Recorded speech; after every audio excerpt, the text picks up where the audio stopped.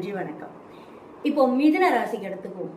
மிதுன ராசிக்கு 2025 எப்படி இருக்கும் அப்படின்னு பாத்தீங்கன்னா, பொதுவாகவே பாத்தீங்கன்னா மிதுனம் ஒரு அற்புதமான ஒரு அமைப்பு. ஏன்னு கேட்டீங்கன்னா, ஒரு ஒரு டக்கு டக்குன்னு தன்னை மாத்திக்கிட்டே போறதுலையும் தன்னுடைய இடத்துக்கு தகுந்தவாறு தன்னை மாத்திக்கிறதுலையும் தன்னுடைய குணங்கள் நல்ல குணங்களாக புத்துணர்ச்சியோடு எப்பவும் இளமையோடு இருக்கக்கூடிய ஒரு ராசி லக்னம் எதுன்னு கேட்டீங்கன்னா நான் மிதுனம் தான் சொல்லுவேன். ஏன்னா அவங்களுக்குள்ள இருக்கிற ஒரு கற்பனை திறன், ஒரு படைப்பாற்றல், ஒரு லவ்வபிள் லைஃப், எந்த விஷயத்தையும் அப்படி ரசிச்சு வாழ்ற அமைப்பு அப்படிங்கிறது அவங்களுக்கு இயல்பாகவே இருக்கும். அந்த விஷயத்துல இப்ப 2025 இவங்களுக்கு எப்படி இருக்கும் அப்படின்னு கேட்டீங்கன்னா,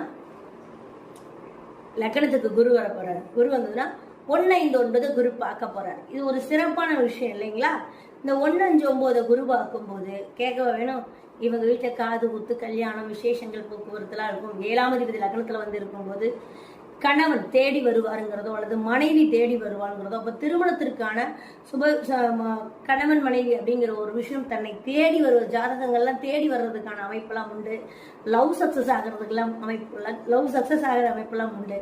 ஏன் அப்படின்னு கேட்டீங்கன்னா, இப்போ 9ஆம் இடத்துக்கு மிதுன லக்னத்துக்கு, மிதுன ராசிக்கு 9ஆம் இடத்துக்கு ராகு வரும், 10ஆம் இடத்துக்கு சனி போவார். அப்போ புதுசா உங்களுக்கு தொழில் அமையும். இப்போ நீங்க இது வரைக்கும் ஒரு வேலை வாய்ப்புல இருக்கீங்க அப்படின்னா, ஏதாவது தொழில் செய்யலாம் அப்படின்ற ஒரு ஆசை இருந்தது அப்படின்னா கண்டிப்பா. ஏன்னா பார்ட்னர்ஸ்ன்னு சொல்லக்கூடிய 7ஆம் பாவத்தை பார்த்தீங்கன்னா சனியும் 10ஆம் பார்வையா பார்க்கும், குருவும் 10ஆம் பார்வையா பார்க்கும். இப்ப இந்த 2 கிரகங்களும் 10ஆம் பார்வையாக, 7ஆம் பார்வையாக குரு பார்க்கிறதும், 10ஆம் பார்வையாக சனி பார்ப்பதும், 3ஆம் பார்வையாக ராகு பார்ப்பதும், மூணுமே 7ஆம் பாவத்தை பார்க்கும்போது கல்யாணம் ஆகாதவங்களுக்கு கல்யாணம் ஆகிறது மட்டுமல்ல, பார்ட்னர்ஷிப் சேர்ந்து இல்லை எதையாவது இன்வெஸ்ட்மெண்ட் சார்ந்து ஒரு அற்புதமான ஒரு அமைப்பை உங்களுக்கு அது கொடுக்கும். புதுசாக தொழில் ஆரம்பிக்கிறதுக்கான ஐடியாஸ் இருந்ததுன்னா தாராளமாக செய்யலாம்.